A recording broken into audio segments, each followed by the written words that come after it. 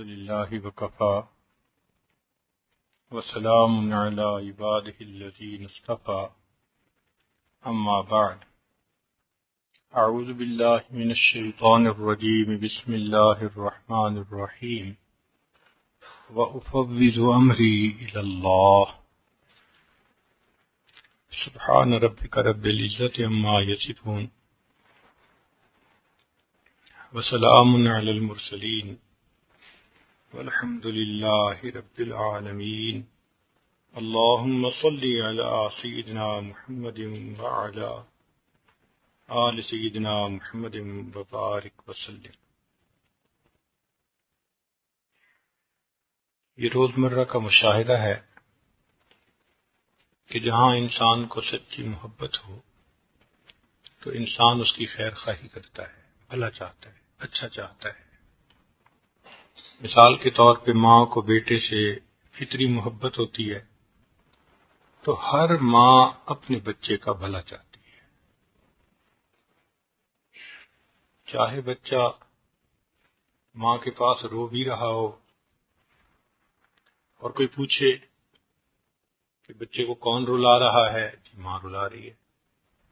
بھئی ماں تو نہیں رلاتی، وجہ یہ ہے کہ بچے نے کپڑوں کے اندر گندگی پھیلا دی تھی، اب ماں اس کو دھو رہی ہے تو بچہ رو رہا ہے۔ تو معلوم ہوا کہ ماں نے بچے کو رلایا بھی صحیح تو اس کے پیچھے خیرخواہی تھی، بدخواہی نہیں تھی۔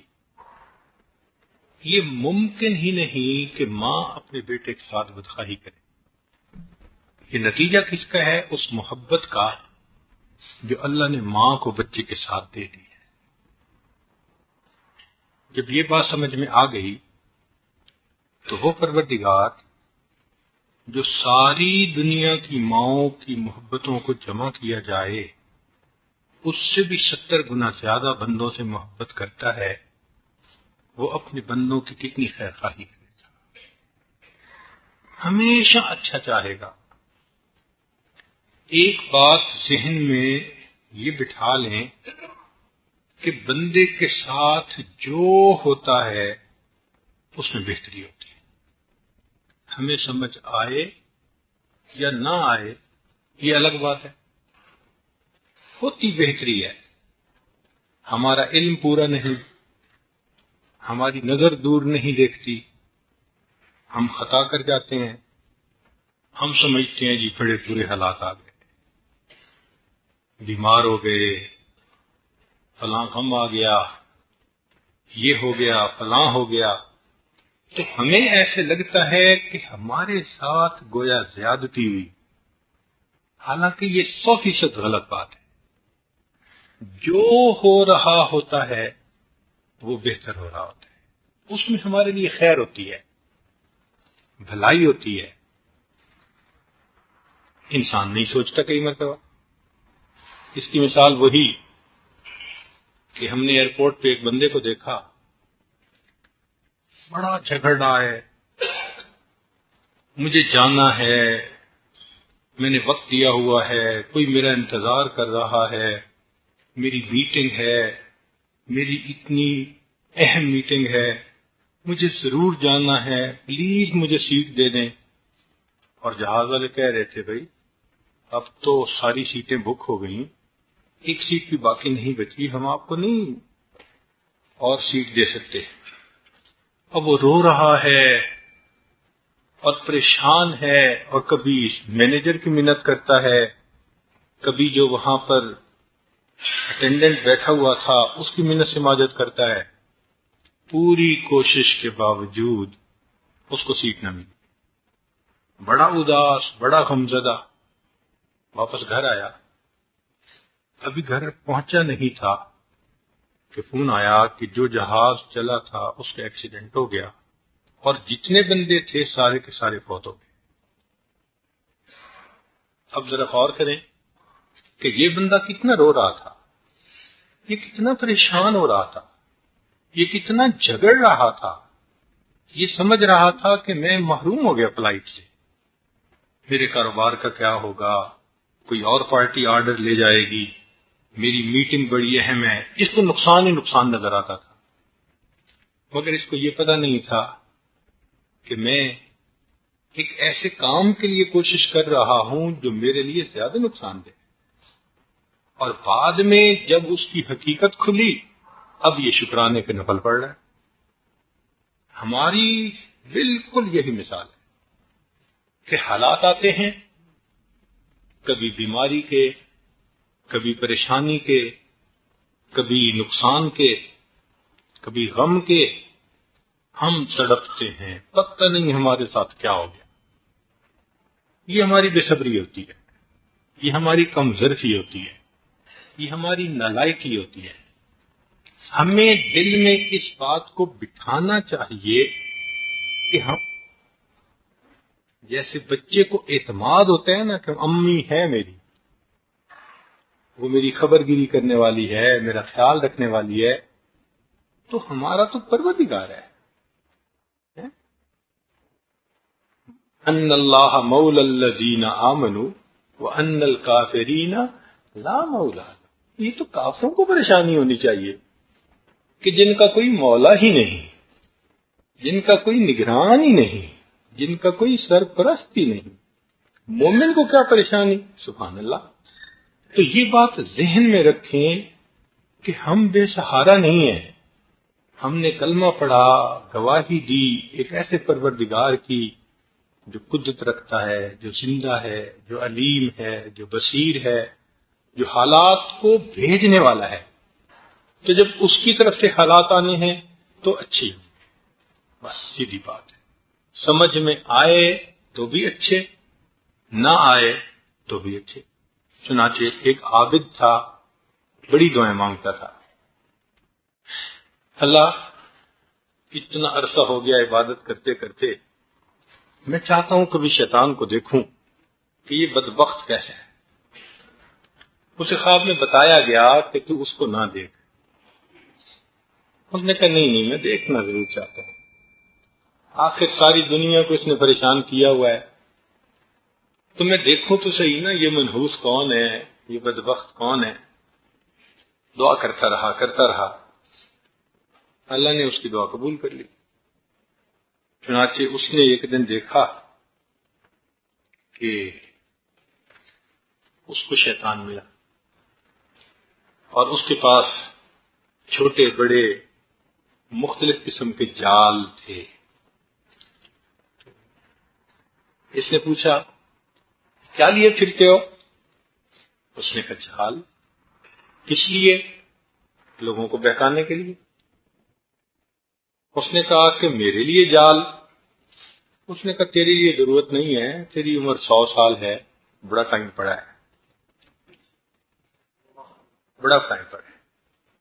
اب یہ کہہ کے خواب ختم ہو گیا۔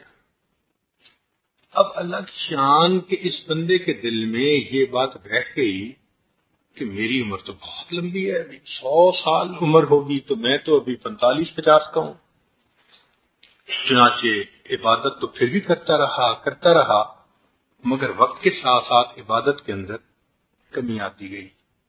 وہ جو ذہن میں بات بیٹھی تھی نا کہ میری تو عمر 100 سال ہے، بڑا ٹائم پڑا ہے، چنانچہ پہلے عبادت میں کمی آئی، پھر سستی ہونے لگی، پھر آہستہ آہستہ گناہوں کا دروازہ کھلنے لگا، اور یہ بالکل گناہوں میں جب 100% دھنس گیا، اچانک ایک دن اس کو موت آ گئی۔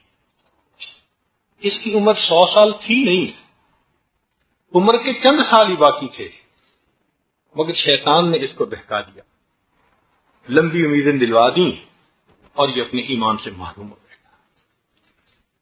تو اللہ رب العزت جو کرتے ہیں اس میں خیر ہوتی ہے، ہمیں سمجھ آئے یا نہ آئے۔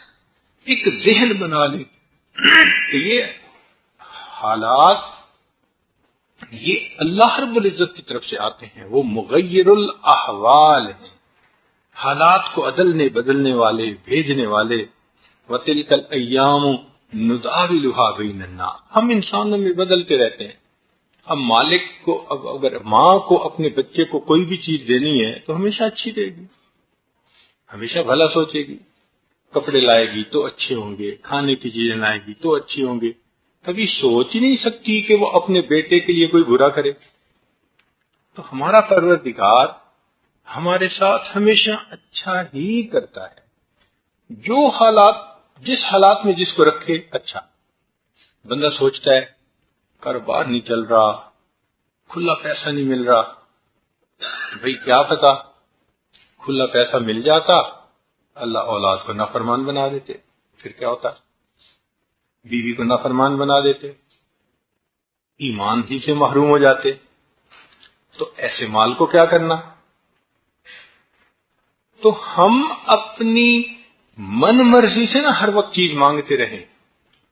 ایک اعتماد بھی ہوتا ہے کسی پہ، اللہ تعالیٰ چاہتے ہیں بندے مجھ پر اعتماد کریں۔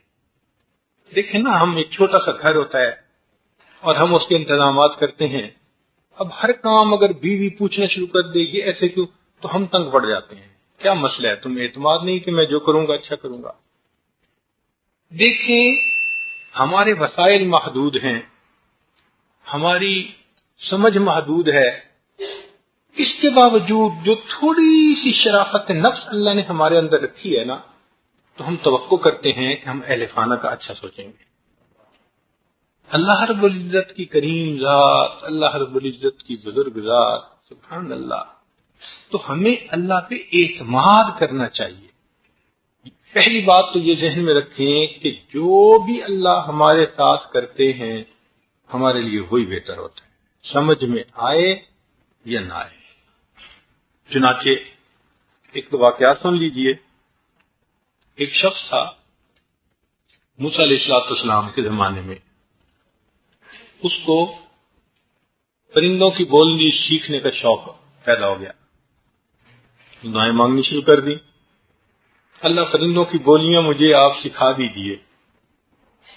قرآن مجید میں ہے نا کہ سلیمان علیہ السلام جانتے تھے، یا ایھا الناس علمنا منطق الطیر۔ اب اس کو شوق لگ گیا، دعا مانگ رہا ہے، دعا مانگ رہا ہے۔ اللہ کی شان کہ قبولیت دعا کا کوئی وقت تھا اور اس نے دعا مانگی، اور اس کو پرندوں کی بولیوں کا اللہ نے علم عطا فرما دیا۔ اب جب پرندے بات کرتے، ایک دوسرے کو آواز دیتے، تو یہ بڑا خوش ہوتا، میں نے بڑا کچھ اچیو کر لیا، دیکھو میں وہ سمجھتا ہوں جس کو دنیا نہیں سمجھ سکتی۔ خیر کام چلتا رہا، چند دن گزرے کہ اس کے گھر میں ایک کتا بھی تھا اور ایک مرغا بھی تھا۔ تو اس نے گھر کے اندر ایک بکرا ذبح کیا اور اس کا گوشت بنایا۔ اب جب اس نے ہڈی پھینکی تو اس ہڈی کو لینے کے لیے کتا بھی بھاگا اور مرغا بھی بھاگا۔ تو مرغا چونکہ اڑ کے جھپٹا، مرغے نے اٹھا لی اور لے کے چلا گیا۔ تو کتے نے اس سے کہا کہ یار بڑے بدتمیز ہو تم، ساری رات پہرا میں نے دیا، ساری رات میں نہیں سویا، اب صبح کا وقت میرا سونے کا وقت ہے، تو بھئی تم نے تو سارا دن کچھ نہ کچھ کھانا ہے، مجھے کھانے دیتے، میں جا کے سو جاتا، میری رات کی ڈیوٹی ہوتی ہے تو مجھے سکون مل جاتا۔ اس نے کہا بات سنو، کل تمہیں پھر موقع مل جائے گا۔ اس نے کہا وہ کیسے؟ اس نے کہا کہ مجھے ابھی ابھی پتہ چلا ہے کہ ان کی جو گائے ہے نا وہ مرے گی، تو صاف ظاہر ہے کہ بھائی گوشت پکے گا، لوگ آئیں گے تو پھر گوشت مل جائے گا تجھے۔ اس نے کہا چلو ٹھیک ہے۔ لو جی، اس دن کا مکالمہ ختم ہوا۔ اگلا دن آیا تو واقعی وہی ہوا جو کہا تھا اس نے کہ ہاں۔ اگلے دن یہ اٹھا تو اس نے سوچا کہ بجائے اس کے کہ میری وہ گائے مرے، میں اسے بیچ کے کیوں نہ آ جاؤں۔ چنانچہ یہ گیا اور جا کے مارکیٹ میں اچھے داموں پہ اس کو بیچ لیا، کہنے لگا چلو میرا نقصان نہیں ہوا۔ اب اگلے دن پھر کھانے کو کچھ نہیں تھا۔ پھر جب مالک نے اپنے کھانے کی جو 2-4 ہڈیاں بچی ہوئی تھیں گوشت کی وہ پھینکی، تو اب اگلے دن پھر اسی طرح مرغے نے بھی کوشش کی اور کتے نے بھی کوشش کی، مگر مرغے نے پھر جھپٹ لی۔ تو کتے نے کہا کہ یار تم تو بہت ہی انکنسیڈریٹ ہو، احساس ہی نہیں ہوتا تمہیں دوسرے کا، کل بھی تم نے کھا لی تھی اور آج بھی تم نے جھپٹ لی، دوسرے کا کوئی خیال نہیں تمہیں۔ اس نے کہا فکر نہ کرو، کل ان کا گدھا مرے گا، تمہیں پھر موقع مل جائے گا۔ اب اس نے جب سنا کہ گدھا مرے گا تو یہ گیا اور جا کے بازار میں گدھے کو بیچ دیا کہ جی میرا نقصان ہونے سے بچ گیا۔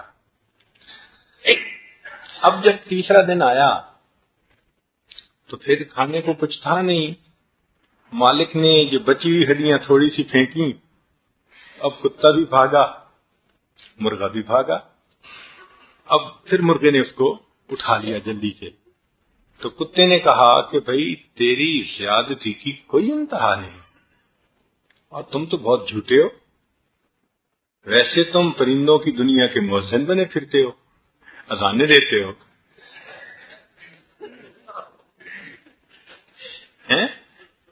ویسے تم پرندوں کی دنیا کے مؤذن بنے پھرتے ہو، اور حال تمہارا یہ ہے کہ تم جھوٹ بولتے ہو، تم نے پرسوں جھوٹ بولا، تم نے کل جھوٹ بولا، تو کیا ہے؟ اس نے کہا دیکھو میں جھوٹ نہیں بول رہا، لیکن کل اس بندے کی موت آئے گی جس کا گھر ہے، اور لوگ جمع ہوں گے تو کھانا پکے گا، تو تجھے بھی وافر ملے گا، مجھے بھی وافر ملے گا۔ اب جب اس نے یہ سنا تو یہ بڑا پریشان کہ کل میری موت آنی ہے۔ اب گھبرایا تو سوچا کہاں جاؤں، تو گیا موسیٰ علیہ السلام کے پاس۔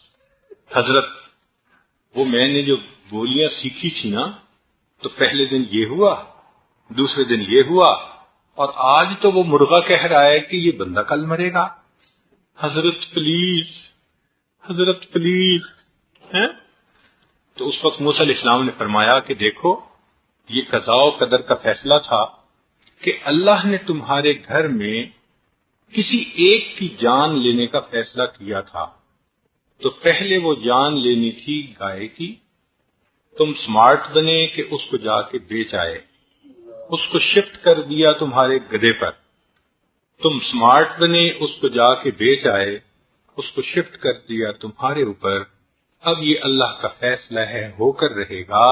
اب یہ بات ہو رہی تھی کہ ملک الموت آئے اور اس بندے کی جان لے کر چلے گئے۔ اب اپنے طور پہ وہ بڑا سمجھدار بن رہا ہے، میں تو نقصان سے بچ گیا، اس کو کیا پتا کہ تقدیر میں لکھا ہے کہ ایک جان کو اس گھر سے لینا ہے، اور وہ جان معمولی بھی ہو سکتی ہے کسی جانور کی، وہ قیمتی بھی ہو سکتی ہے کسی انسان کی۔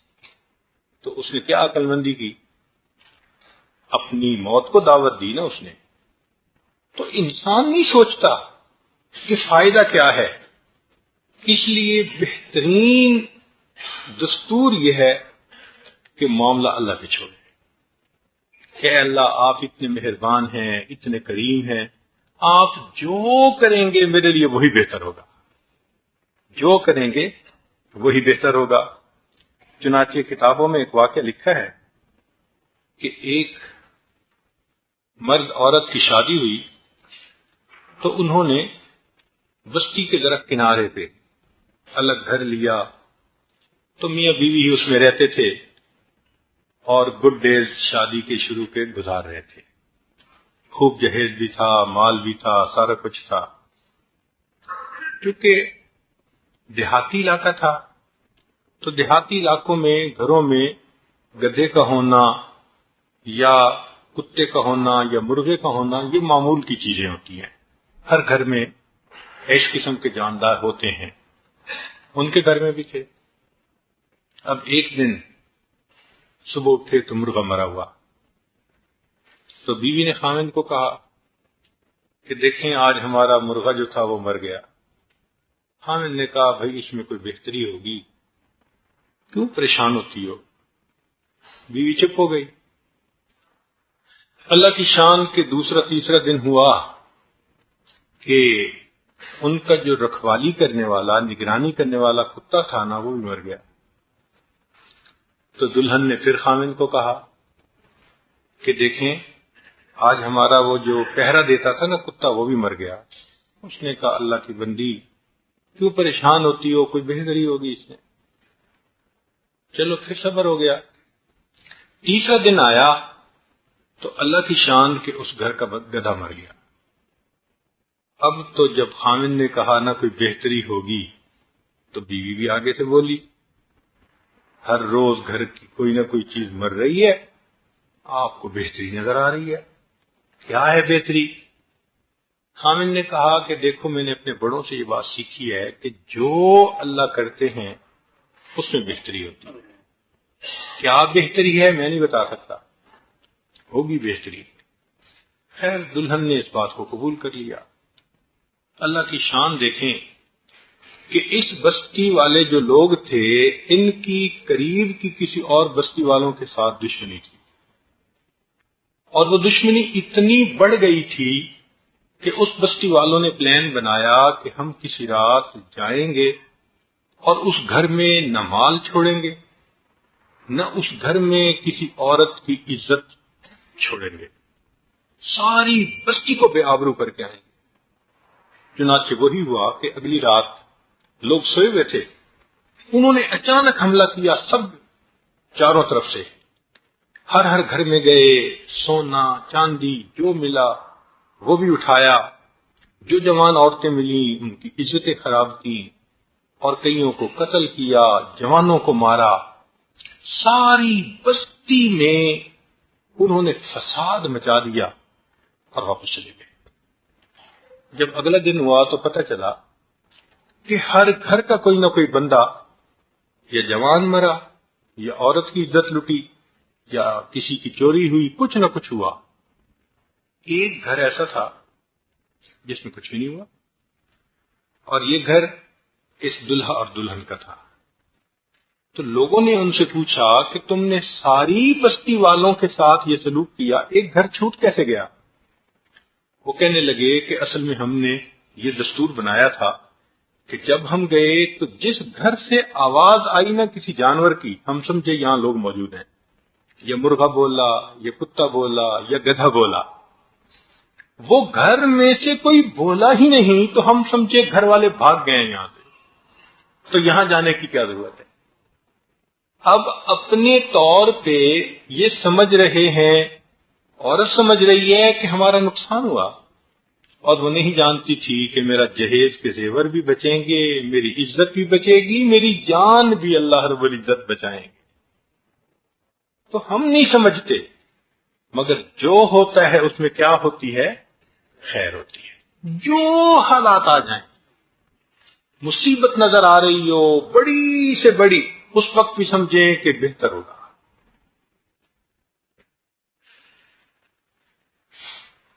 ایک بادشاہ کا واقعہ لکھا ہے کہ اس کو شکار کا شوق تھا، اس کا ایک دوست بھی تھا، تو وہ دوست کو لے کے شکار کرنے جاتا تھا۔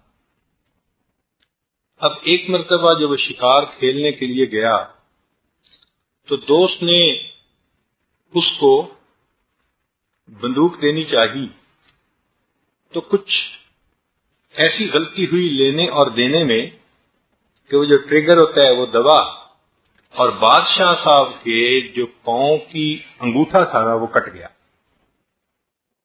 سیدھے سے کٹ گیا۔ بادشاہ کو بڑا غصہ آیا کہ تو نے مجھے پکڑانے میں بے پرواہی کیوں کی؟ اتنا غصہ کہ بادشاہ نے اس کو قید کروا دیا، سزا دلوائی۔ اب وہ بڑا زیر عتاب آ گیا، کہاں بادشاہ کا اتنا قریبی اور کہاں بادشاہ کا ایسا بن گیا۔ اچھا اس کی عادت تھی کہ ہر بات پہ کہتا تھا کہ اس میں کوئی خیر ہوگی، چنانچہ جب بادشاہ کی انگلی کٹی نا تو اس نے بادشاہ کو بھی کہا کوئی خیر ہوگی۔ اب بادشاہ کو اس پہ بہت غصہ، میری انگلی کٹی، میرا پاؤں زخمی، یہ کہتے ہیں کوئی خیر ہوگی۔ تو بادشاہ نے اس کو غصے میں وہ جو دوستی کا ایک رتبہ تھا نا اس سے بھی اتار دیا اور جیل بھجوا کے اس کے جوتے بھی لگوائے۔ اللہ کی شان کے کچھ عرصے کے بعد پاؤں کا زخم جو تھا وہ ٹھیک ہو گیا۔ اب جس چیز کی عادت ہو نا بندے کو، اس کا نشہ ہوتا ہے، وہ رہ نہیں پاتا۔ چنانچہ 1 سال کے قریب جو گزر گیا تو اس نے دوبارہ پروگرام بنایا کہ میں جنگل میں جاتا ہوں اور شکار کھیلتا ہوں۔ اب اس دفعہ اس نے سوچا وہ دوست تو میرے پاس نہیں، کوئی بات نہیں، میں اکیلا شکار کر لوں گا۔ اب بادشاہ اکیلا سوار ہوا اور اس نے کسی ہرن کے پیچھے اپنا گھوڑا لگا دیا۔ بھاگتے بھاگتے اس کو خیال نہ رہا کہ میں کتنا دور جا رہا ہوں۔ وہ ایک ایسی جگہ چلا گیا کہ جہاں کوئی بستی تھی لوگوں کی، اور وہ بستی کے لوگ ہر سال کسی ایک بندے کو نظر چڑھاتے تھے، بھینٹ چڑھاتے تھے کسی چیز کی، یعنی اس کو قتل کرتے تھے۔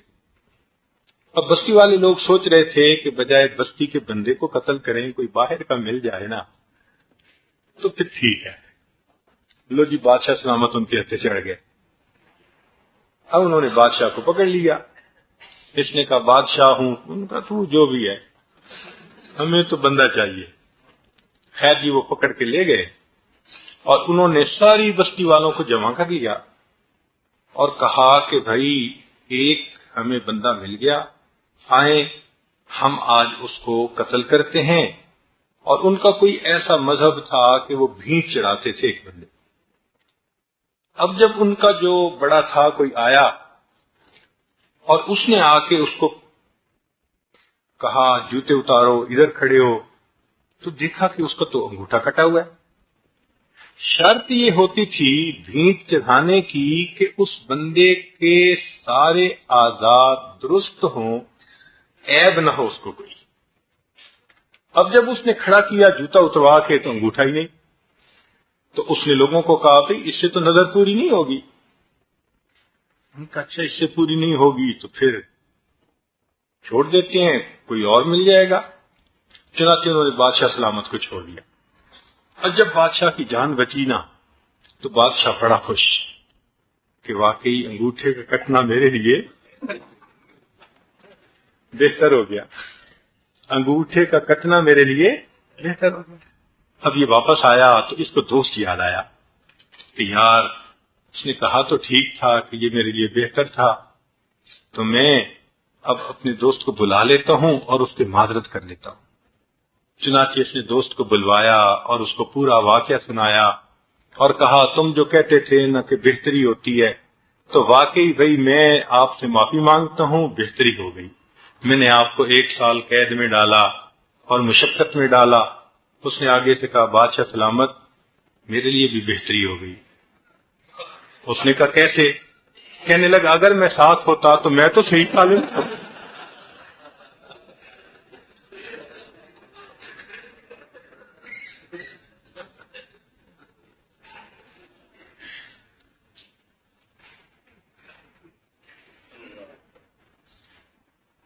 تو میں تو صحیح سالم تھا، میں تو پھر بچ کے نہ آتا، جو ہوا بہتر ہوا۔ تو آج کے دن ہم نے ایک سبق سیکھا کہ جو حال بھی ہمارے اوپر آئے، خوشی کا آئے، غمی کا آئے، صحت کا آئے، بیماری کا آئے، عزت کا آئے، ذلت کا آئے، جو حال بھی ہمارے اوپر آتا ہے ہمارے لیے بہتر۔ ہم اپنے اللہ سے راضی رہیں کہ اس نے اسی حال میں رکھا جو ہمارے لیے بہتر تھا، اسی حال میں رکھا جو ہمارے لیے بہتر تھا۔ ایک سبق تو یہ آج ہم نے ذہن میں بٹھانا۔ اور دوسری بات کہ انسان کو اپنی زندگی میں کئی مرتبہ موقع آتے ہیں کہ وہ اپنی چیزیں دوسروں کے سپرد کر کے جاتا ہے۔ کئی دفعہ موقع آتا ہے خاوند گھر سے جاتا ہے سفر پہ تو پیچھے سب کچھ بیوی کے سپرد کر کے جاتا ہے، بچوں کا خیال رکھنا، رشتہ دار مہمان کوئی آئے تو فلاں کرنا، اور اس کا یہ خیال رکھنا، اور نوکروں سے کہہ کے جانوروں کو یہ ڈلوا دینا، فلاں یہ کروا دینا، سارا سمجھا کے اس کے سپرد کر کے جاتا ہے۔ ماں حج پہ جاتی ہے نا تو پیچھے اپنا سارا کچھ اپنی بڑی بیٹے کے سپرد کر کے جاتی ہے، کہتی ہے بیٹی تیرے ابو اور میں ہم حج پہ جا رہے ہیں، اور پیچھے تم بڑی ہو بہن بھائیوں میں سے، سمجھدار بھی ہو، یہ پیسے ہیں، یہ ضرورت کی چیزیں ہیں، یہ گروسری میں نے ڈلوا دی، یہ فلاں کر دیا، یہ اس کی چابی، یہ اس کی چابی، تو بیٹی پیچھے خیال رکھنا، سپرد کر کے جاتی ہے۔ مینیجر اگر کہیں جاتا ہے تو پیچھے فیکٹری کسی نہ کسی کے سپرد کر کے جاتا ہے۔ یہ دستور ہے زندگی کا کہ ہم اپنی چیزوں کو کسی نہ کسی کے سپرد کرتے ہیں۔ آپ ذرا سوچیں کہ جس انسان کے سپرد کرتے ہیں اس کے اختیار میں تو کچھ بھی نہیں ہوتا، اور اس کی سمجھ بھی اتنی کامل نہیں ہوتی، تو ہمیں اس پہ تو بڑا یقین ہوتا ہے کہ یہ سنبھالے گا۔ ایک ہمارا پروردگار بھی تو ہے بھائی، کبھی ہم نے اس کے سپرد کچھ کیا؟ بتائیں، کوئی موقع زندگی میں آیا کہ ہم نے اس کے سپرد کیا ہو؟ اللہ میں آپ کے سپرد کر کے جا رہا ہوں۔ یہ سبق ہمیں یاد نہیں رہتا، یہ سبق ہم بھول جاتے ہیں۔ ہم اسباب کی حد تک سپرد کر کے جاتے ہیں، مسبب الاسباب کے سپرد نہیں کرتے۔ نتیجہ کیا ہوتا ہے؟ نقصان بھی ہو جاتا ہے، پریشانی بھی ہو جاتی ہے، سب کچھ ہو جاتا ہے۔ اللہ کے سپرد اپنے کاموں کو کر دینا، اس کا نام تفویض ہے۔ اس کا نام کیا ہے؟ تفویض۔ نبی اسلام نے فرمایا وَأُفَوِّضُ أَمْرِي إِلَى اللَّهِ، میں اپنے امور کو اللہ کے سپرد کرتا ہوں۔ بھئی اللہ جب ہمارے اوپر اتنا مہربان ہے اور ہمارے ساتھ اتنا شفیق ہے، اتنا رحیم، اتنا کریم، اور پھر اس کی طاقت بھی ہے، تو اس سے بہتر محافظ کون ہو سکتا ہے؟ فرمایا فَاللَّهُ خَيْرٌ حَافِظًا، اللہ بہترین محافظ۔ تو ہم مخلوق کے سامنے سب سپرد کر کے جاتے ہیں، اللہ کے سپرد نہیں کرتے۔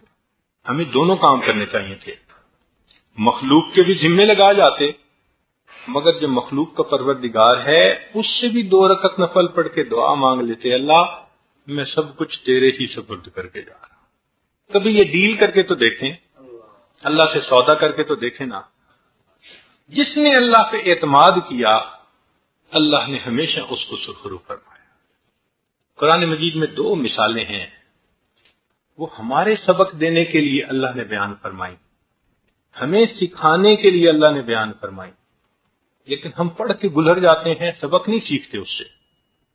چنانچہ ایک مثال ہے حضرت موسیٰ علیہ السلام کی والدہ کی۔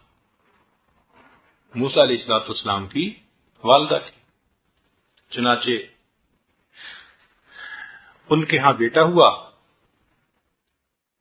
اور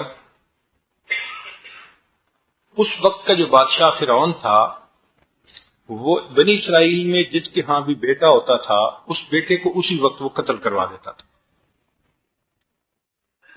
تو ان کی والدہ کو ڈر ہوا کہ کہیں میرے بیٹے کو بھی قتل نہ کر دیا جائے، تو کچھ عرصہ تو اس نے دودھ پلایا۔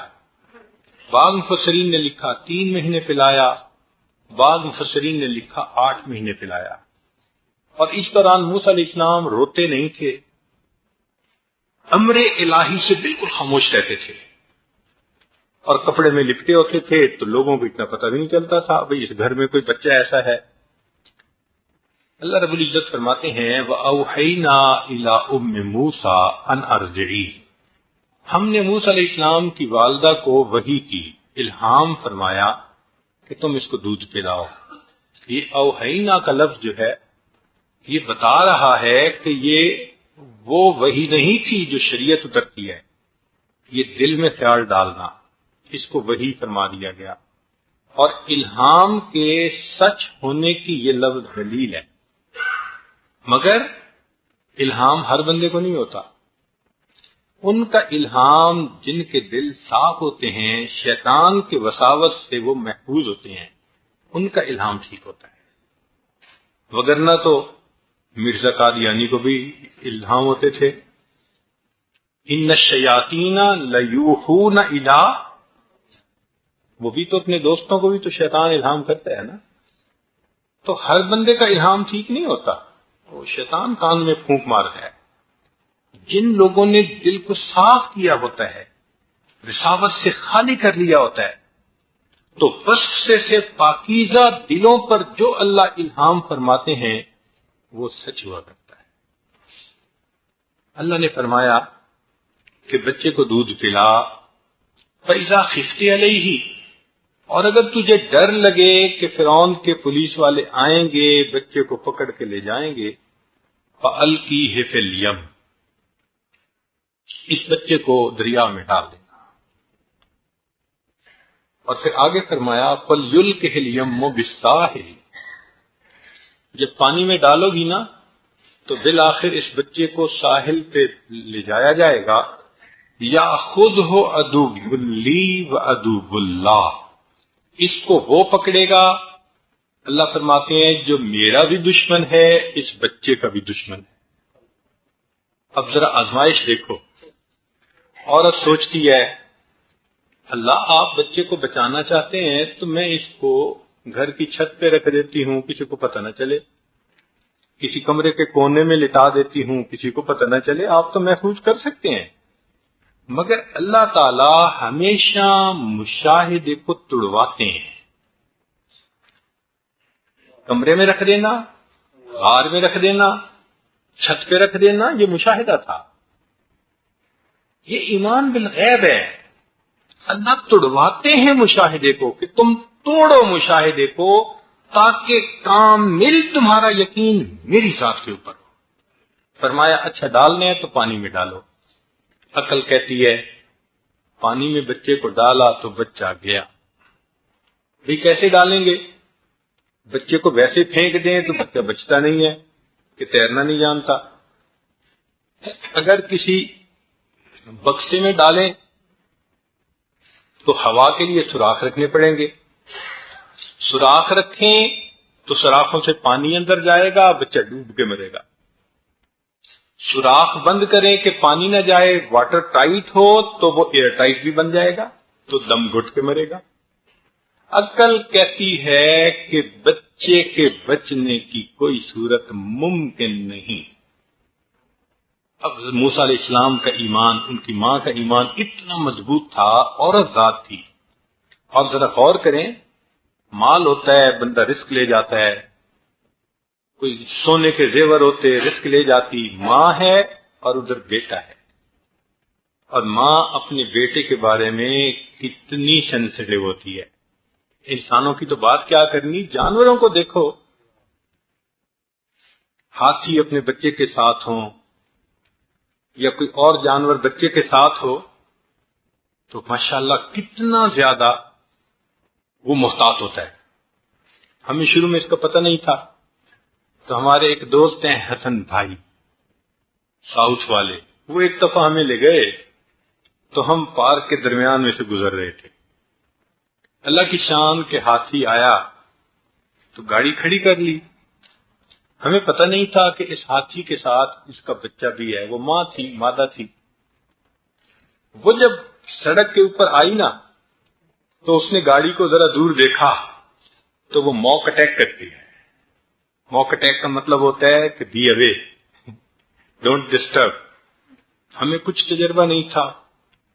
اب جب جیسے ہی وہ آئی نا سڑک پہ تو اس نے دیکھا کہ ایک کمبی، اس کے اندر ہم 2-4 بندے تھے، کھڑی ہے. تو اس نے اس کی طرف دیکھ کے نا ذرا ایک موک اٹیک کیا. اچھا وہ اتنے چلانے والے جو تھے نا وہ اتنے خوف زدہ ہوئے کہ بیک گیئر لگانا بھول گئے. بیک گیئر نہیں لگ رہا. اب ہم چاہتے ہیں کہ ہم گاڑی کو بیک کریں اور ہو نہیں رہا، اور اللہ کی شان کے واقعی 2-4 قدم قریب آ گیا اور اتنے میں بیک گیئر لگا تو ہم پیچھے ہٹے تو وہ چلا گیا. اس نے تمہیں کوشن ہی دینی تھی کہ بھئی میرے ساتھ بچہ ہے، پلیز اگر آگے آنے کی کوشش کی تو برا ہوگا.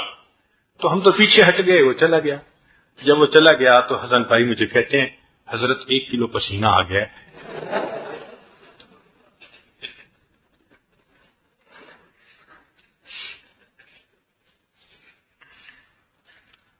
تو اگر ماں کے ساتھ بچہ ہے تو وہ جانور ایسے ریئیکٹ کرتا ہے کہ بندے کو قریب نہیں آنے دیتا. انسان تو پھر انسان ہے۔ یہ موسیٰ علیہ السلام کی والدہ کا دل کیا شیرنی کا دل تھا، سبحان اللہ۔ اللہ کا حکم ہے اور پھر اپنے بیٹے کو اپنے ہاتھوں سے پانی میں ڈالنا، اتنا مشکل امتحان، مگر اس کو اللہ کی ذات پہ کتنا اعتماد ہوگا، کتنا بھروسہ ہوگا۔ اللہ نے بھی تو یہ مثال قرآن میں اس لیے دی نا کہ یہ بھی کوئی لاکھوں میں ایک مثال تھی، یہ میری مقبول بندی، یہ میری پیاری بندی، دیکھو اس نے میری بات پہ کتنا اعتماد کیا کہ اس نے بکسے کے اندر بچے کو بند کر کے دریا میں ڈال دیا۔ میں کبھی کبھی سوچتا ہوں کہ جب ماں نے بچے کو دریا میں ڈالا ہوگا دل پہ کیا گزری ہوگی۔ اللہ اکبر کبیرہ۔ واپس آ گئی، اب بکسا جا رہا ہے۔ اللہ کی شان کہ فرعون اپنی بیوی کے ساتھ شام کے وقت دریا نیل کے کنارے واک کرتا تھا۔ یہ وہاں واک کرنے کے لیے پہنچا ہوا ہے، اس کے گرد مختلف غلام تھے جو سیکیورٹی گارڈ بھی تھے، اور کوئی کام ہو تو ہم حاضر ہیں، اور ان کی تعداد 800 تھی۔ مفسرین نے لکھا ہے 800 غلام اس کے گرد تھے۔ ایک غلام نے بکسا دیکھا تو وہ اس کو پکڑ کے لے آیا، اور اس نے آ کے فرعون کے سامنے اس کو رکھا۔ اب فرعون کو جب رکھا تو اس نے کہا کھولو۔ اللہ کی شان کھولا تو اس میں بچہ۔ اللہ تعالیٰ فرماتے ہیں وَأَلْقَيْتُ عَلَيْكَ مَحَبَّةً مِّنِّي، اے میرے پیارے موسیٰ علیہ السلام، ہم نے آپ کے چہرے پر محبت کی تجلی ڈال دی تھی، ایک مقناطیسیت پیدا کر دی تھی، ایک جاذبیت پیدا کر دی تھی۔ اتنی خوبصورت آنکھیں تھیں موسیٰ علیہ السلام کی، اتنی چمکتی پیشانی تھی، رخسار تھے، سبحان اللہ۔ اللہ فرماتے ہیں ہم نے محبت کی تجلی ڈال دی۔ اب جب دیکھا نا اس کو فرعون نے، تو بیوی نے بھی دیکھا، کہنے لگی لا تقتلوہ، تم نے اسے قتل نہیں کرنا، عسیٰ ان ینفعنا او نتخذہ ولدا، ہم اسے بیٹا بنائیں گے، اس سے فائدہ اٹھائیں گے۔ اب وہ فرعون جو ہزاروں بچوں کو قتل کروا چکا تھا، یہ بھی تو بچہ تھا، مگر اب آرڈر ہوم گورنمنٹ کی طرف سے ایشو ہو گیا تھا۔ یہ ہوم منسٹری جو ہوتی ہے نا، یہ اتنی پاورفل ہوتی ہے۔ آج عورتیں شکوے کرتی ہیں جی خاوند بات نہیں مانتے، وہ بڑے بڑے فرعون تمہاری باتیں مانتے رہے، ہم بیچاروں کی کیا بات کرتی ہو، ہم تو بے زبان خاوند ہیں بیچارے۔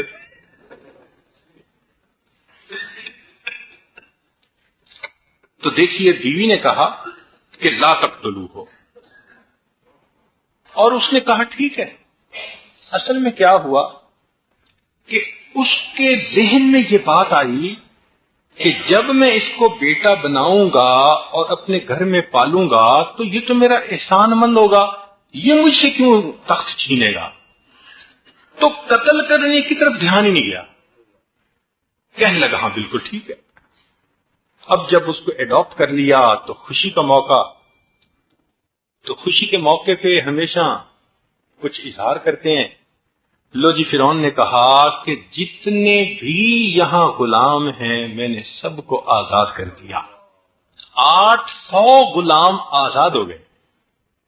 روح المانی نے ایک عجیب نکتہ لکھا ہے، وہ فرماتے ہیں کہ دیکھو اللہ والے جہاں جاتے ہیں انسانوں کے لیے غلامی سے نجات کا سبب بنتے ہیں، چاہے بندوں کی غلامی ہو چاہے نفس کی غلامی ہو۔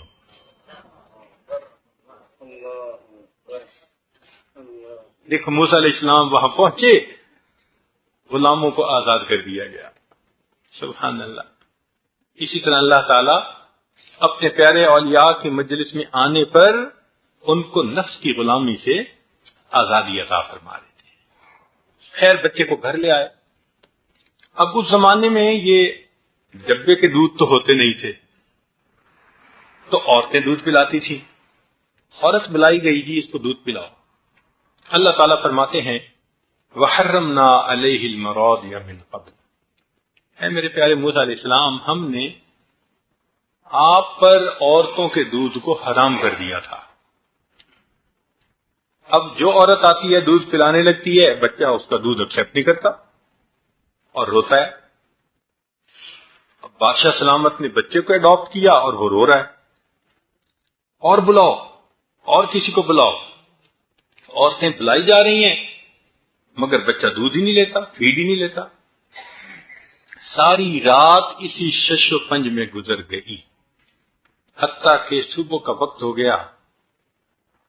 اب ادھر کا معاملہ تو ہے یہ کہ فرعون کو ساری رات جاگنا پڑ گیا، اور ادھر کا معاملہ یہ کہ ماں جب بچے کو چھوڑ کے آئی، دل غمزدہ ہے، پریشان ہے، اپنا غم کسی سے شیئر نہیں کر سکتی، کسی کو بتا نہیں سکتی، اداس پریشان رات کو کروٹیں ہی بدلتی رہی۔ اسے بچہ یاد آتا رہا کہ پتہ نہیں میرے بیٹے کے ساتھ کیا ہوا ہوگا، اس کو تو کچھ نہیں پتا تھا۔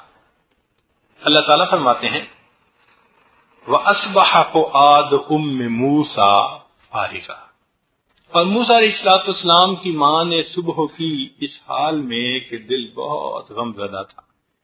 ان کادت لتبدی بہ لولا ان ربطنا علی قلبہا، اللہ تعالیٰ فرماتے ہیں ہم اگر اس کے دل کو گرا نہ دیتے نا، دل کو گرا نہ دیتے تو وہ تو راز کھول بیٹھتی، رو پڑتی، سب کو پتہ چل جاتا اس کا بچہ ہے۔ ہم نے تسلی دیے رکھی تو وہ روئی نہیں مگر دکھی تو تھی نا۔ اب جب صبح ہوئی تو بیٹی کو کہا کہ بیٹی ذرا جاؤ بھائی کا حال پتہ کر کے آؤ کہ کس حال میں ہے۔ تو موسیٰ علیہ السلام کی بہن تھی وہ بھی لڑکپن کی عمر میں، مگر وہ سمجھدار تھی، بھاگی گئی۔ جب وہ آئی محل میں تو وہاں عجیب تماشا کہ جناب ادھر سے عورت آ رہی ہے دودھ پلانے کے لیے، بچہ دودھ نہیں پیتا، بڑا پریشان۔ فرعون بھی جو ہے نا رات کا جاگا ہوا، تھکا ہوا، اور اب وہ تو چاہتا تھا کہ بس بچہ دودھ کسی کا قبول کرے اور میں اس سے فارغ ہو جاؤں۔ اتنے میں موسیٰ علیہ السلام کی بہن نے کہا هل ادلکم علی اہل بیت یکفلونہ لکم وہم لہ ناصحون، میں بتاؤں کچھ اہل خانہ کے بارے میں جو اس کو دودھ پلائیں گے اور اس کے بڑے خیر خواہ بھی ہوں گے۔ تو فرعون نے اس بچی کو نا بالوں سے پکڑا، تو کیوں کہہ رہی ہے بڑے خیر خواہ ہوں گے؟ وہ بھی موسیٰ علیہ السلام کی بہن تھی، کہنے لگی ہم آپ کی رعایا ہیں، ہم خیر خواہی نہیں کریں گے تو کون کرے گا؟ کہنے لگا ہاں بالکل ٹھیک ہے، لے آؤ جس کو لے آتی۔ اب وہ بچی بھاگی ہوئی گئی، کہنے لگی امی امی بھائی رو رہا ہے، دودھ کسی کا نہیں پی رہا، اور سب کہہ رہے ہیں کہ کوئی آیا اور اس کو دودھ پلائے، تو آپ آئیں دودھ پلائیں۔ اب فرعون کی والدہ، موسیٰ علیہ السلام کی والدہ دل میں ڈر بھی ہے کہ راز نہ کھلے، اور بچے کی محبت بھی کھینچ رہی ہے کہ میرا بیٹا ساری رات بھوکا رہا، اس نے دودھ نہیں پیا ہوا۔ ماں کے سینے میں کیا ہوا ہوگا جب اس نے سنا ہوگا کہ بچے نے ابھی تک دودھ نہیں پیا۔ خیر وہ تیزی سے جلدی سے وہاں پہنچی، اللہ کی شان کہ اس نے جا کے بچے کو اٹھایا، سینے سے لگایا، تو بچے نے دودھ پینا شروع کر دیا۔ ایک شور مچا، اور جی بچے نے دودھ قبول کر لیا ایک عورت کا۔ جیسے یہ خبر سنی تو وہ فرعون بدبخت جو خدائی کا دعویٰ کرتا تھا وہ نیند کا ستایا پڑا تھا۔ ہمارا رب تو وہ ہے نا جس کو اونگ بھی نہیں آتی، اور یہ خدائی کا دعوے دار نیند کا تھکا ہوا، جس نے سنا نا اچھا کسی کا پولی، کہنے لگا اچھا ٹھیک ہے میں جا کے سو رہا ہوں۔ وہ تو گیا سونے کے لیے۔ اب موسیٰ علیہ السلام کی والدہ نے دودھ پلایا، ان کو عزت سے وہاں رکھا گیا، بڑا ان کا خیال، کھانا پینا، حتیٰ کہ موسیٰ علیہ السلام کی والدہ وہاں پر 3 دن رہی، اور اس 3 دن میں اس کو ایک یقین ہو گیا کہ اب یہ بچے کو جو دودھ پلانا ہے وہ میرا ہی دودھ پیے گا اور کسی کا نہیں پیے گا۔ تو تیسرے دن اس نے کہا کہ جی بات یہ ہے اپنا گھونسلہ اپنا کچا ہو یا پکا، اپنا گھونسلہ اپنا کچا ہو یا پکا، میں تو محل میں کمفرٹیبل نہیں فیل کر رہی، تو مجھے تو اپنے گھر جانا ہے۔ تو میں تو یہاں نہیں رہ سکتی۔ فرعون کو بتایا گیا جی کہ وہ عورت کہہ رہی ہے کہ نہیں مجھے گھر جانا ہے، میں تو یہاں نہیں رہ سکتی۔ فرعون کہنے لگا اس کو ذرا سمجھاؤ، بچے کو بھی ساتھ لے جائے اور ہم اس کی تنخواہ اس کے گھر بھجوا دیا کریں گے۔ اللہ کی شان، اپنے بچے کو لے کے آ رہی ہے اور اللہ اس بچے کو دودھ پلانے کی تنخواہ بھی ساتھ دلوا رہے ہیں۔ چنانچہ لے کے گھر آئی، اللہ فرماتے ہیں فرددناہ الی امہ، ہم نے اسے لوٹا دیا اس کی ماں کے پاس، کئی تقر عینھا ولا تحزن، ماں کی آنکھیں ٹھنڈی ہوں، وہ غمزدہ نہ ہو، ولتعلم، اور وعد اللہ حق، اللہ کے وعدے سچے ہوتے ہیں، ولکن اکثرہم لا یعلمون، اکثر لوگ اس بات کو نہیں جانتے۔ تو اللہ رب العزت نے یہ واقعہ قرآن مجید میں اس لیے سنایا کہ دیکھو ماں بچے جیسے جو ہے نا وہ معاملے میں ہم پہ اعتماد اگر کر گئی اور ہم نے اسے سرخرو کیا، ہم نے وعدے کو نبھایا، تو اے میرے محبوب صلی اللہ علیہ وسلم کے امتیو، تم بھی اپنے معاملے میرے سپرد کر دیا کرو، ہم تمہاری بھی مدد کریں گے، تمہاری بھی خیر خواہی کریں گے، اور ہم تمہیں بھی گھر بیٹھے بٹھائے اپنے بچے کو پلانے پر تنخواہیں بھی دیا کریں گے، ہم تمہارے ساتھ یوں خیر کا معاملہ کریں گے۔ چنانچہ ایک واقعہ تو قرآن مجید سے ہمیں یہ ملتا ہے، اور ایک واقعہ اور بھی ملتا ہے، وہ اس کی تفصیلات بہت زیادہ نہیں مگر ہے ضرور۔ کیا سیدنا ابراہیم علیہ السلام کو حکم ہوا کہ اپنی بیوی کو آپ بیت اللہ کے قریب جا کر آباد کیجئے۔ اب سیدنا ابراہیم علیہ السلام شام میں رہتے ہیں، عراق سائڈ پہ رہتے ہیں، اور بیت اللہ شریف حجاز میں ہے، اور اس وقت وہاں پر کوئی آبادی نہیں تھی، پانی کا نام و نشان نہیں تھا، بواد غیر ذی زرع، سبز دیکھنے کو نظر نہیں آتا تھا، خشک پہاڑ تھے سارے۔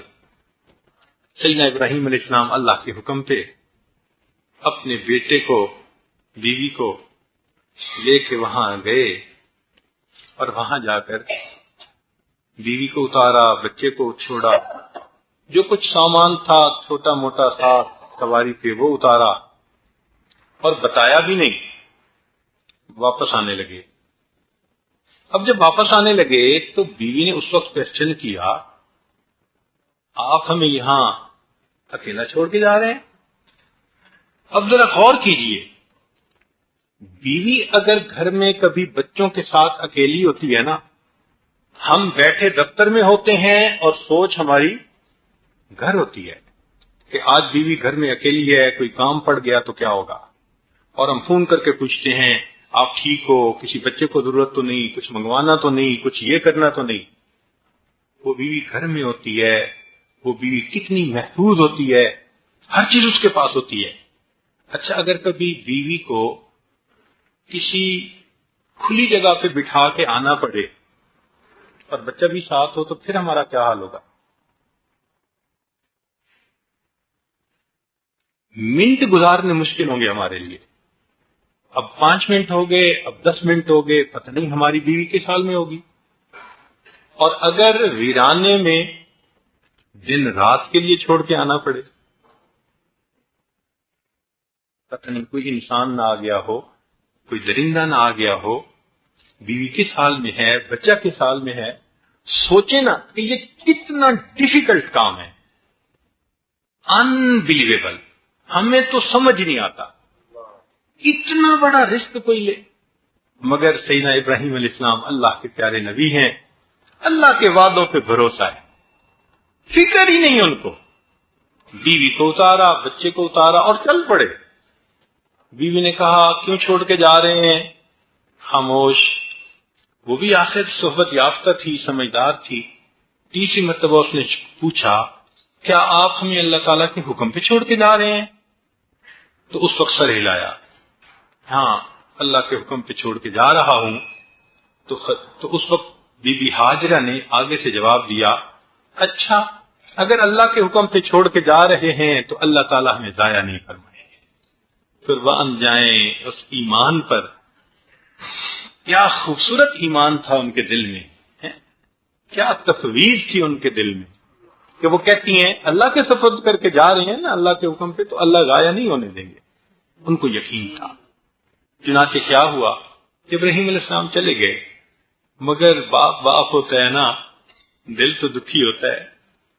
تھوڑا آگے گئے، نظروں سے اجھل ہوئے تو اب اپنے آنسو کنٹرول نہیں کر سکے، اور وہاں کھڑے ہو کے دعا مانگی، رب انی اسکنت من ذریتی بواد غیر ذی زرع عند بیتک المحرم۔ دعائیں مانگ رہے ہیں، ربنا لیقیموا الصلاۃ فاجعل افئدة من الناس تهوی الیہم وارزقہم من الثمرات۔ اللہ کھانے کو کچھ نہیں چھوڑ کے آیا، کھلانا بھی آپ نے ہے اور بندوں سے حفاظت بھی آپ نے کرنی ہے۔ جب محبت ڈال دیں گے تو خود بخود حفاظت ہو جائے گی۔ دیکھو کیا دعا مانگی، اور دعا مانگ کے وہاں سے واپس آ گئے۔ پھر کیا ہوا کہ جو کچھ خاص تھا، ایک دو دن پانی ختم ہو گیا۔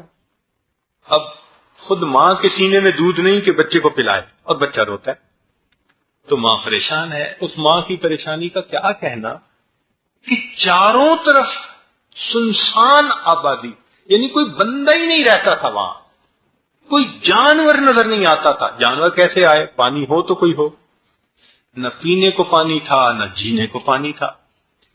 چنانچہ بی بی ہاجرہ اپنے بچے کو ایک جگہ لٹا کر پانی کی تلاش میں نکلتی ہیں۔ اب غم بھی ہے کہ بچہ نظر سے اوجھل ہوا تو کوئی پیچھے سے درندہ نہ آ جائے، کوئی جانور نہ آ جائے، اللہ جانے پہاڑ ہے تو بچے کو نقصان ہوگا۔ اب وہ جاتی ہیں تو ایک پہاڑ کی چوٹی یہاں ہے، ایک کچھ فاصلے پہ وہاں ہے، ایک کے اوپر چڑھی، ادھر ادھر دیکھا کوئی سبزہ نظر آ جائے، پرندے نظر آ جائیں، کہیں پانی کا کلو مل جائے، کچھ نہیں ملا۔ نیچے اتری ہیں۔ اب جب نیچے اتر کے دوسری طرف جانا تھا نا تو نیچے سے وہ بچہ اوجھل ہو گیا، تو وہ جو تھوڑی سی جگہ تھی نا، وہ ماں دوڑتی ہے کہ میں جلدی سے اس کے اوپر چڑھ جاؤں۔ اللہ کو اپنی بندی کا وہ دوڑنا اتنا پسند آ گیا، میرے مالک نے اس کو یاد رکھنے کے لیے ایک سنت بنا دیا، حج اور عمرے کا حصہ بنا دیا۔ بعد میں آنے والوں، تم پیر صاحب ہو، تم محدث ہو، تم بڑے مفتی ہو، تم بڑے عالم ہو، تمہاری بزرگی اپنی جگہ، تم وقت کے نبی بھی ہو نا، تو تمہیں میری اس محبوب بندی کی یاد کو تازہ کر کے دکھانا پڑے گا۔ تمہارا عمرہ نہیں ہو سکتا پورا، تمہیں صحیح کرنی پڑے گی۔ اور پھر دیکھو اگر صحیح کرو گے نا تو وہ جو سبز دو نشان ہے نا جہاں دوڑتے ہو، اس وقت مجھے اتنا پیار آیا تھا اپنی بندی پہ کہ جب تم دوڑ رہے ہوگے اس وقت جو مانگو گے میں عطا فرما دوں گا۔ فقہا نے لکھا ہے کہ یہ جو میلین اقدرین ہیں یہ قبولیت دعا کا مقام ہے، کہ میری بندی کی یاد تازہ کر دے گا، مجھے وہ بھی اچھا لگے گا، میں اس کی بھی بات کو پورا کر دوں۔ سبحان اللہ۔ چنانچہ بی بی ہاجرہ نے جب چند چکر لگائے تو دیکھا کہ کچھ پرندے ہیں اور وہ اس بچے کی طرف اترے ہیں، تو پھر بھاگی ہوئی گئی تو دیکھا کہ وہاں پانی تھا۔ بعض روایات میں ہے کہ اسماعیل علیہ السلام نے ایڑی ماری تھی تو زمزم جاری ہوا، اور بعض میں ہے کہ جبریل علیہ السلام آئے تھے، انہوں نے پر مار کے زمزم کو نکال دیا تھا۔ بہرحال پانی نکلا، اور اس پانی کو اللہ رب العزت نے وہاں کی آبادی کا ذریعہ بنا دیا۔ پھر ابراہیم علیہ السلام آتے رہے، پھر اسماعیل علیہ السلام وہاں بڑے ہوئے، انہوں نے شادی کی، انہوں نے زندگی گزاری، اور اللہ نے ان کی نسل کو آگے بڑھا کے دکھا دیا یہ کون بچہ تھا جس کی آنے والی نسل میں اللہ کے پیارے حبیب صلی اللہ علیہ وسلم نے پیدا ہوا۔ اتنا بڑا رزق ابراہیم علیہ السلام نے لے لیا، سبحان اللہ۔ تو دیکھیے ابراہیم علیہ السلام نے بیوی بچے کو سپرد کیا اللہ کے، تو اللہ نے حفاظت کر کے دکھا دی نا۔ تو بھائی ہم نے کبھی بیوی بچوں کو اللہ کے سپرد کیا؟ سوچنے کی بات ہے. ہم جاتے ہوئے اپنا بزنس اللہ کے سپرد کرتے ہیں؟ نہیں نہ کرتے. یہ نقطہ سکھانا چاہتا ہے دین ہمیں کہ دیکھو تمہارا پروردگار ہے، سارا کچھ باقی کر لیتے ہو، اس کو بھول جاتے ہو، تو تمہارا رب کی طرف دھیان کیوں نہیں؟ اب مجھے بات سمجھ میں آتی ہے کہ جب ہم چھوٹے تھے تو ہماری والدہ اور ہماری دادی اور نانی، ان عورتوں کو بھی اس وقت جو ہے تفویض ان کے مشائخ نے سکھائی ہوئی تھی. چنانچہ جب بھی میں سکول جانے لگتا تھا میری والدہ مجھے کس کرتی تھی اور کہتی تھی اچھا بیٹا اللہ کے حوالے. اس وقت میں نہیں محسوس کرتا تھا کہ اللہ کے حوالے کا مطلب کیا ہے. اب جب سوچتا ہوں کہ والدہ اس وقت مجھے کس کر کے جب گھر سے بھیجتی تھی، میرے اوپر بستہ ہوتا تھا اور میں نکلتا تھا تو ماں کے الفاظ ہوتے تھے بیٹا اللہ کے حوالے. سبحان اللہ. کاش کہ آج کی مائیں بھی اس سبق کو یاد کریں اور اپنے بچوں کو اپنے گھر سے رخصت کرتے ہوئے اللہ کے حوالے کیا. اللہ کے حوالے کریں گے وہ عزتوں کی بھی حفاظت کریں گے، وہ جان کی بھی حفاظت کریں گے. ان سے بہتر اور بڑا محافظ کوئی ہو نہیں سکتا. یہ تفویض ہمیں آج کی اس مجلس میں سیکھنی ہے. دو باتیں سیکھنی تھی. ایک تو اللہ جو کرتے ہیں ہمارے لیے بہتری ہوتی ہے، اور دوسرا ہم اگر کسی چیز کو سپرد کریں تو کس کے کیا کریں؟ اللہ کے سپرد کیا کریں. چنانچہ اللہ کے سپرد کرنے کے بارے میں ایک دو باتیں ہیں، وہ ذرا سن لیجئے. حدیث مبارکہ میں ہے کہ ایک بندہ تھا جو پردیس میں تجارت کے لیے گیا اور وہاں اس کو کچھ پیسوں کی ضرورت پڑ گئی. اس نے ایک بندے سے کہا کہ بھئی مجھے پیسے دے دو اور میں تمہیں واپس پیسے لوٹا دوں گا. اس نے کہا میں تو نہیں جانتا، تم کوئی اپنا گارنٹیز دو، کوئی بندہ تمہارا واقف ہو. اس نے کہا یہاں کوئی میرا واقف نہیں ہے. اس نے کہا پھر میں کیسے پیسے دے دوں، کافی سارے ہیں. اس نے کہا کہ میں اللہ کو گواہ بنا دیتا ہوں. میں کس کو گواہ بناتا ہوں؟ اللہ کو بناتا ہوں. چنانچہ اس بندے نے اعتماد کر کے پیسے دے دیے کہ اگر تم اللہ کو گواہ بنا رہے ہو نا میرے پیسے کہیں نہیں جاتے. اتنا یقین تھا اس وقت دلوں کے اندر، اتنی تفویض ہوتی تھی زندگیوں میں. چنانچہ اس نے پیسے لیے اور اپنا کام کیا، ضرورت کی، اور وہاں سے واپس لوٹ آیا. اب جب لوٹ آیا تو اس نے گھر آ کے اپنے باقی کام بھی کیے اور وہ سامان بھی بیچا، پروفٹ بھی اس کو ہوا. تو یہ امین شخص تھا، اس نے پیسے جو تھے اس بندے کے جو قرض کے تھے اس کو الگ کر لیا. لیکن عجیب بات یہ ہوئی کہ جو ٹائم لیمٹ اس نے دی تھی نا کہ فلاں ٹائم تک میں آپ کو پیسے لوٹا دوں گا، وہ سیلاب کا وقت آ گیا. دریا تھا بڑا، اس سے گزر کے جانا پڑتا تھا اور سیلاب کی وجہ سے کوئی اس کو پار کر نہیں سکتا تھا. کشتیاں نہیں چلتی تھی سیلاب کے زمانے میں. اب آ نہیں سکتا، نہ پیسے دے تو وعدہ خلافی، دے تو کیسے دے، اسباب نہیں ہے. تو اس نے اس وقت اللہ سے دعا مانگی، اللہ جب قرضہ لیا تھا تو آپ کو میں نے گواہ بنایا تھا، اے میرے مولا میں آپ کے سپرد کرتا ہوں پیسے، اب آپ یہ پیسے پہنچا دیجئے. اللہ کی شان، اس نے لکڑی لی بڑی ساری، لکڑی میں سوراخ کر کے اس سوراخ کے اندر وہ پیسے رکھ کے اس کے سوراخ کو بند کر دیا اور پانی میں وہ لکڑی ڈالتے ہوئے کہا کہ اللہ میں نے قرضہ لیتے ہوئے کہا تھا واللہ علی ما نقول وکیل. اے اللہ تو وکیل ہے، میں تیرے سپرد کر رہا ہوں، اب آپ اس کو کیسے پہنچائیں میں نہیں جانتا. اللہ پہ توکل کر کے اس نے لکڑی سیلاب والے دریا میں ڈال دی.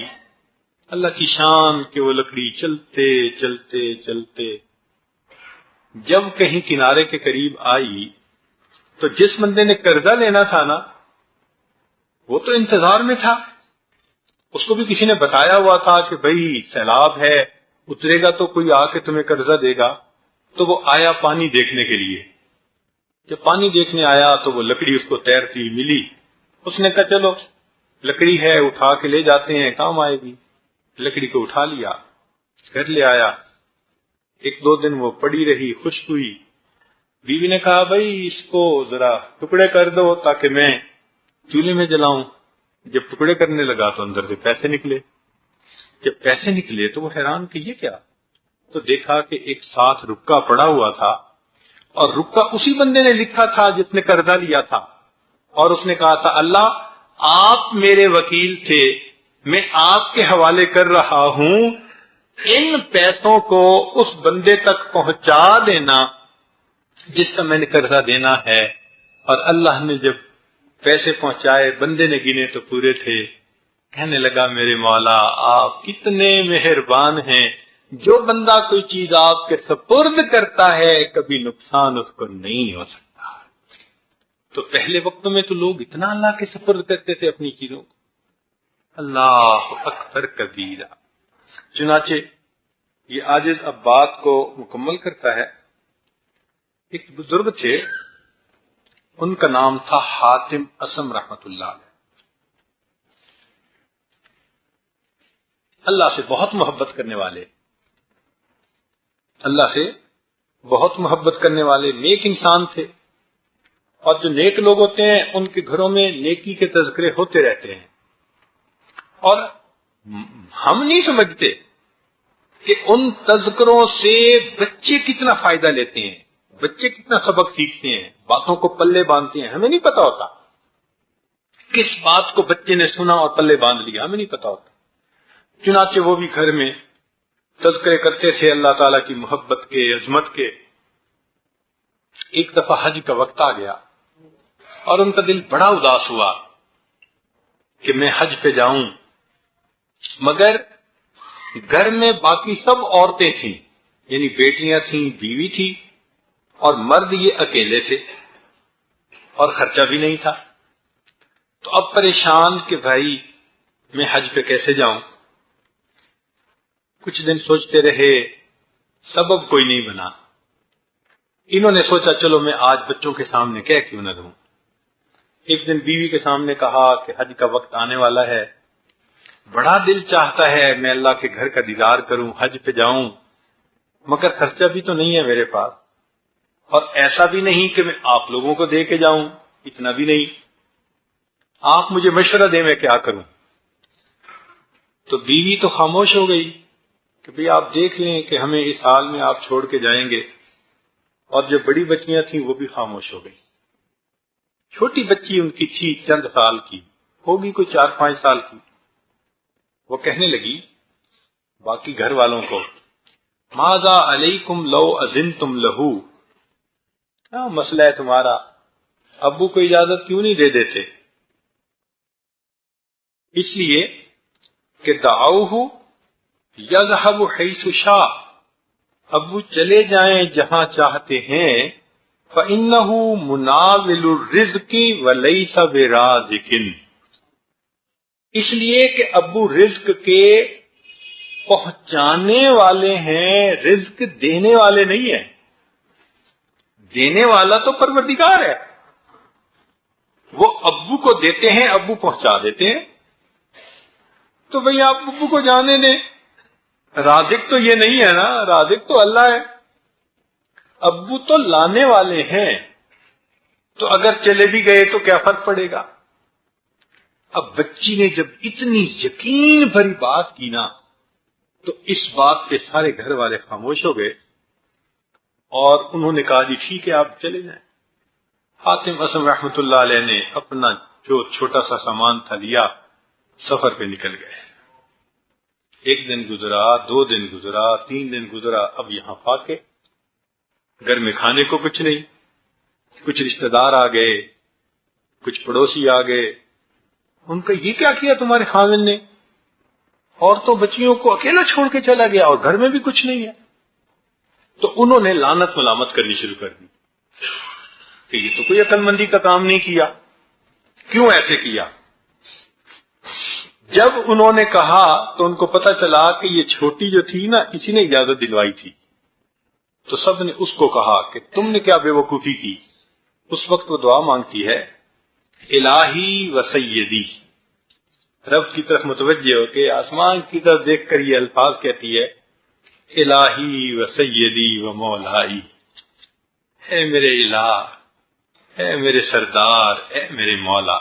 کیا پیار کے لفظ وہ بچی کہہ رہی ہے اللہ کے لیے، الہی و سیدی و مولائی۔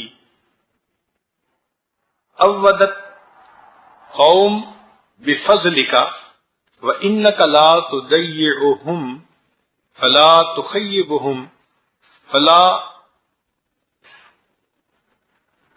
تخجلنی معهم۔ اے اللہ، یہ آئے ہیں اور یہ ہمارے اوپر باتیں کر رہے ہیں، مگر آپ مہربانی فرمانا کہ مجھے ان کے ساتھ رسوا نہ ہونے دینا۔ خجل کہتے ہیں خجالت کو، ندامت کو، کہ مجھے ان کے سامنے شرمندہ نہ ہونے دینا۔ الہی و سیدی، شرمندہ نہ ہونے دینا۔ بچی نے جب یہ دعا مانگی تو اس وقت وہ جو گھر کے لوگ تھے وہ اٹھ کے چلے گئے۔ اب اللہ کی شان دیکھیں، اگلا دن ہوا تو جو علاقے کا حاکم تھا نا وہ وہاں سے گزر رہا تھا، اور گزرتے گزرتے اس کو پیاس لگی اور ان کے دروازے پر آ کر نہ اس نے اپنی سواری کو روک لیا۔ اس نے ساتھیوں سے پوچھا کہ پینے کا پانی ہے؟ ان کا جی وہ تو بھول گئے، ساتھ نہیں لائے۔ اس نے کہا مجھے سخت پیاس لگی ہے۔ تو وزیر نے کہا کہ جی کوئی بات نہیں، یہ جو اہل خانہ ہیں ہم ان سے پانی مانگ لیتے ہیں۔ چنانچہ اس نے دروازہ کھٹکھٹایا۔ حاتم اسم رحمۃ اللہ علیہ کی اہلیہ قریب ہوئی، دروازے سے پوچھا کون؟ اس نے کہا جی کہ وقت کا حاکم گزر رہا تھا، اس کو پیاس لگی تو دروازہ کھٹکھٹایا ہے کہ آپ کے پاس پانی ہو تو دے دیجئے۔ حاتم اسم رحمۃ اللہ علیہ کی اہلیہ کہنے لگی الہی و سیدی، اے میرے الہ، اے سردار، سبحانک، آپ کتنے پاک ہیں، البارحۃ بتنا جیاءن، رات کو تو ہم بھوکے سوئے، والیوم یقف الامیر علی بابنا یستسقینا، اور آج دن ہوا تو وقت کا حکمران ہمارے دروازے پہ کھڑا پانی مانگ رہا ہے۔ اے پروردگار، سبحانک، آپ پاک ہیں، رات ہمیں کھانے کو کچھ نہ ملا اور ہم نے رات بھوکی گزاری سارے خاندان والوں، اور صبح کے وقت کا بادشاہ ہمارے دروازے پہ کھڑا ہے۔ چنانچہ انہوں نے گھر میں ایک برتن تھا، نیا تھا، چھوٹا سا تھا، وہ نیا برتن اٹھایا، انزل الناس منازلہم، لوگوں کو ان کے مرتبے کے مطابق برتاؤ کیا کرو۔ چنانچہ انہوں نے وہ نئے برتن کو ذرا صاف کیا اور اسے پانی بھر کے پیالہ دے دیا۔ اب اس برتن کو جب دیکھا تو بہت صاف ستھرا قیمتی اور اس میں ٹھنڈا پانی، تو بادشاہ نے جب پیا تو اس کا اتنا ٹیسٹی پانی لگانا کہ اس کا دل خوش ہو گیا۔ اس نے کہا کہ یہ کسی امیر کا گھر ہے، لینڈ لارڈ کا گھر ہے؟ تو وزیر نے کہا یہ لینڈ لارڈ کا گھر تو نہیں، یہ تو ایک فقیر کا گھر ہے، اور ہم نے یہ سنا ہے کہ وہ بیوی بچوں کو اکیلے چھوڑ کے حج پہ گیا ہوا ہے، تو لگتا ہے کہ گھر میں ان کے مرد بھی کوئی نہیں ہے، اکیلی عورتیں ہیں۔ تو امیر نے کہا کہ اچھا، اگر انہوں نے ہمارا اتنا اکرام کیا تو اب ان کی مدد کرنا ہمارے اوپر لازم ہو گیا۔ امیر نے کیا کیا کہ جو بیلٹ پہنی ہوئی تھی نا اس پہ ہیرے موتی لگے ہوئے تھے، وہ اتاری اور اتار کے اس گھر کے صحن میں پھینک دی، اور اپنے ساتھیوں کو کہا کہ تم بھی اپنی بیلٹیں اتار کے پھینک دو۔ کیوں؟ کہ جب ہم گھر جائیں گے اس وقت میں تمہیں خوب مال دوں گا، وہ لا کے دینا اور پھر بیلٹوں کو واپس لے جانا۔ کیونکہ اس کو یہ ڈر تھا کہ میں پیسے دوں تو پتہ نہیں پہنچائیں کہ نہ پہنچائیں، تو اس نے یہ معاملہ کیا، بیلٹیں پھینک دی۔ اب جب بیلٹیں گھر میں آئیں تو انہوں نے دیکھا کہ یہ لوگ جاتے ہوئے بیلٹیں پھینک کے گئے ہیں، تو بڑے حیران ہو گئے کہ کیوں پھینکے گئے. لیکن شام ہونے سے پہلے وزیر واپس آیا اور خوب پیسے لے کے آیا اور اس نے کہا جی کہ یہ حاکم نے آپ کو ہدیہ تحفہ بھیجا ہے، یہ آپ لے لے اور بیلٹیں واپس کر دیں. اب جب وہ سب کچھ مل گیا تو گھر والے بڑے خوش. تو انہوں نے دیکھا کہ وہ جو چھوٹی بیٹی تھی نا کونے میں بیٹھی رو رہی تھی. گھر والے خوش ہیں، خوشی منا رہے ہیں کہ اتنے پیسے آ گئے، اور وہ جو بیٹی ہے وہ کونے میں بیٹھی رو رہی ہے. تو ماں نے کہا بیٹی یہ تو خوش ہونے کا وقت تھا، تم رو کیوں رہی ہو؟ کہنے لگی امی مخلوق کی اگر نظر پڑ گئی تو اتنا کچھ مل گیا، کاش اللہ کی نظر پڑ جاتی تو ہمیں کیا کچھ مل جاتا. مخلوق کی ہم پر نظر پڑ گئی تو ہمیں اتنا کچھ مل گیا، کاش اللہ کی ہم پر نظر پڑ جاتی تو ہمیں کیا کچھ مل جاتا. اس بچی کا اتنا ایمان تھا اللہ کی ذات پر. اللہ اکبر کبیرہ.